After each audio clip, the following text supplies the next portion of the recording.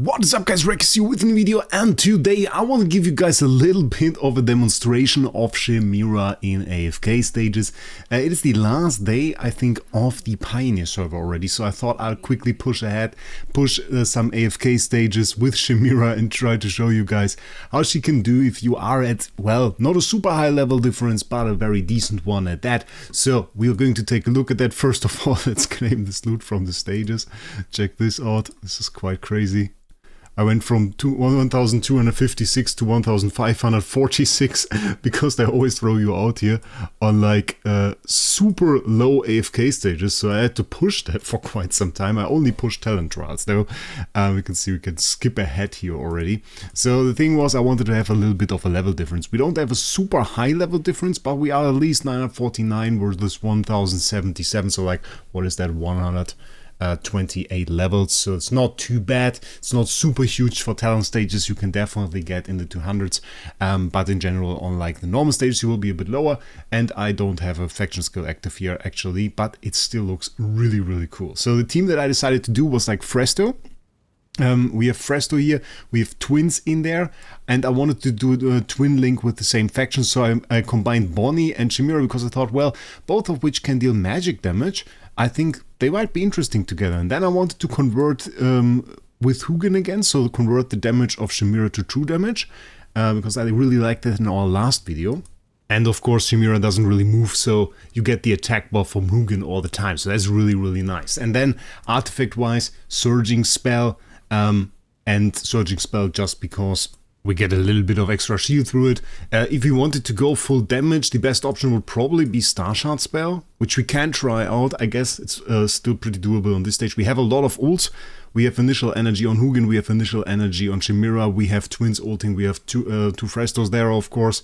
So we have a ton of ults. And I think let's just take a look at it, because it honestly is quite gorgeous when you see Shemira ult in here.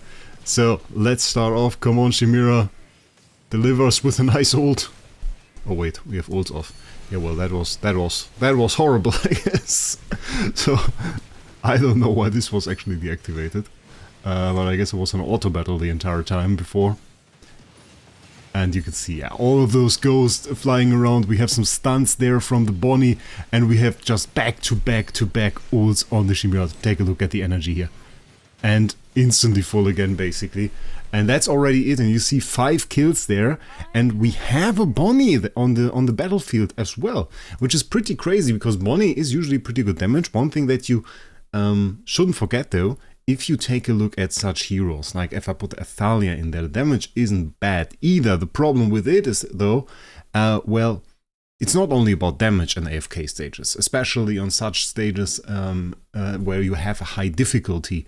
CC is often king. If you can allow yourself to, CC is often king, or, well, you need more potent damage dealers even. Like, for example, a Smokey or something can deal a ton of damage, while, well, some heroes are just like in the middle between them. Not really good enough to be used as a damage dealer for high deficit stages, and not really bad at all either.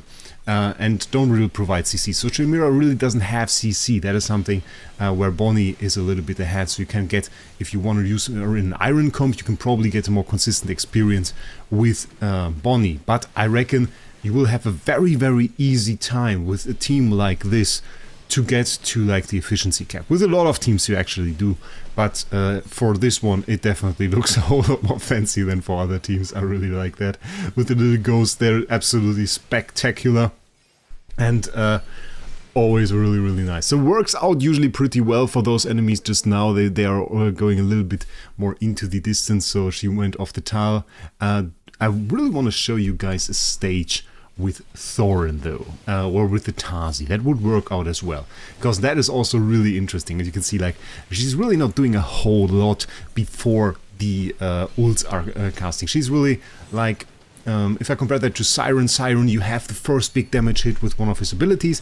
For Shemira, you really don't have that. Her abilities include like this one where she deals true damage when her shield runs out. I've never really seen that, honestly.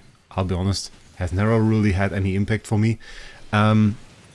And she in general doesn't do a whole lot of damage until she starts ulting. That often has actually led to a little bit of a problem, because what happens, and we can kind of take a look at that in this fight, what happens is that the shield from the Hugin, from the initial ult from the Hugin, is actually going quite often to Bonnie. And is it this time the case? No, this time it was not the case, but I very often saw that go to Bonnie, and it goes to the ally who dealt the most damage. Oh, we lost our twins there. I wonder if she can solo that. That might be interesting to see the heal.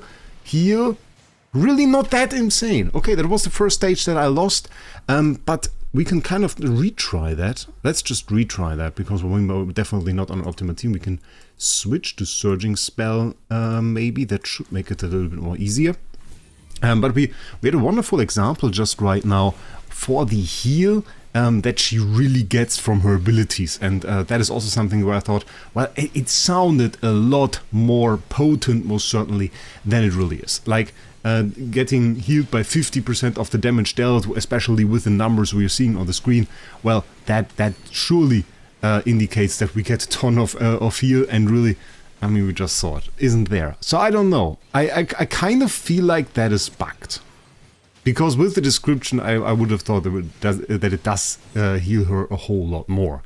And I mean, there would still be the chance that she gets one-shot. We can see with the Surging Spell, it's a little bit easier, that she gets one-shot. But nonetheless, I mean, yeah, here it is a little bit. It's less than the twin heal. It's less than the Fresto self heal, I guess. Slightly less.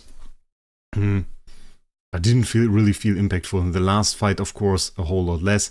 And one disadvantage is, of course, in such a stage, what would you do? Well, of course, if you had an OD on the battlefield, you would go ahead and target the Mirror L. If we were to manually cast her ult in that, you can kind of take a look at how that would look. There she has her ult. I mean, we can kind of target an enemy there, so that does work out. Yeah, we still see that other enemies are getting hit kind of for similar damage, so really doesn't end up being like a super targeted ult at that. Where with an oldie ult, for example, we would quickly take out one super tanky enemy, one priority target enemy, such as a Mirror L on the last stage. With Shemira, we are not really doing that. And I'm afraid this might just work out to her not being really used for that, because she doesn't have a CC. She's not really a target damage dealer at that. And while she does have good damage, other heroes do so too. So, which are the conditions where I would say that we were to really see her in AFK stages? Well, I think the number one condition for the seasonal stages, where we are just in, where we are currently doing the major mistake of not using a faction skill, which you shouldn't. You should obviously use a faction skill, will grant you 40% more damage. I think if we get a really nice Graveborn faction skill next season, if we get like something that is really impactful for AFK stages, where like the skills that we've seen, for example, this time for Wilder, that can be really nice, or something like the Celestial Hypogen skill from Season 1, where we got like a free Iron Pull. Well, really thinking about that one now, the Celestial Hypogen skill from was it Season 1 or Season 2? Now I don't remember. The one where you had like the Siren ult, essentially. In the past I described it as an Iron ult, but obviously right now I would rather describe it as a Siren ult, where you basically got that for free. If you get something like this on Graveborn, I mean, she's an obvious hero that you want to take to just get a few easy clears there, and obviously look way fancy doing it. So that is something that I want to see. But in the end, I'm advocating for not really investing into heroes or doing raid ups on an established account just because you want to do AFK stages. Like, the thing is, if you are one of those players that really want to go for those super high stages, for the super high deficit, and wants to push there as high as you can for every single day, okay, cool. I mean, then you will probably know for yourself which hero is good, then you will probably estimate already whether or not you want to use her. But for the normal player, hitting the efficiency cap is honestly fine, and you can probably do so with a good Iron team and having like a smoky OD comp as backup. And I don't think like promoting a hero beyond that has much use if those heroes can reach that target already. So then the further investment becomes kind of useless, and thus, like for AFK stages, I think she's cool. I think she's fun. but unless there's like a change to the season efficiency mechanic, I don't think you need to get her for that, especially if you have other heroes already. And if you don't have an Iron, and if you don't have an Odie, well then you shouldn't go for the raid up either way, then all hero recruitment is still the place for you to go. So, just a few nice pictures here of this wonderful ability offer of this wonderful ult in AFK stages. I think it's very cool, I think it's very fun. Here, as I said, kind of underwhelming to a bugged extent, I think. We will see if that gets fixed, adjusted, whatever. It doesn't seem super nice, I'll be honest. So, we'll see. I hope you enjoyed this video. If you have, well then, leave a subscription down below, I always really appreciate that. And if you need some cheap dragon crystals, especially with the upcoming Fairy Tail collab, which we are going to do a live stream about when it releases on May 1st, then you can also check out my link down in the description to Lootbar. Lootbar offers you cheap, I wanted to say free, but it's not free, it's cheap. Cheap dragon crystals. You can go there, and when you register through my link, you actually get an 8 and a 3% discount coupon, giving you the dragon crystals for even cheaper, so that is really nice. At the moment they have some problems with the direct top up, where you just need to type in your UID to get the dragon crystals, but that is estimated to be fixed in the future. Till then, well, your options is to still use the direct top up. It works, it's just more expensive than it used to be. Still cheaper than, well, going to the Farlight Mall, or you can use their lock-in top up is also an option that is a little bit cheaper even. So with that, I wish you a great day. We'll see us in the next one.